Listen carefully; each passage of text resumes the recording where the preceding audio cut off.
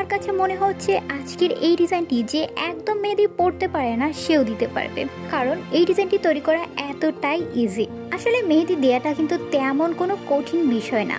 যে একটু মেহেদি ধরতে পারে, টুকটাক দিতে পারে, তার কাছে তো মেহেদি দেওয়াটা মোটামুটি সহজ। তোমাদের ভিতরে অনেকেই রয়েছে যারা এমনটি করো যে মেহেদিটিকে দুটো ভাঁজ করে হাতের মুঠোর ভিতরে নিয়ে নাও। তবে মেহেদি ধরার নিয়ম কিন্তু এমনটি নয়। যদিও আমি নিজেও আগে এমনভাবেই মেহেদি ধরতাম, তখন তো আর জানতাম না মেহেদি ধরার আসল প্রসেস, তাই এমনভাবে ধরতাম। যাই হোক, এভাবে করে ধরলে তোমার হাতটি ব্যথা হয়ে যাবে, আর ব্যথা হলে তুমি কমফোর্টেবলভাবে মেহেদি পরতে পারবে না।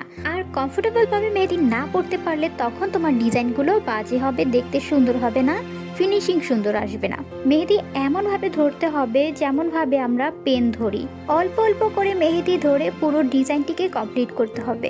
এতে করে তোমার হাতও ব্যথা হবে না, আর সুন্দর পারফেক্ট একটি ফিনিশিংয়ের ডিজাইনও পাবে।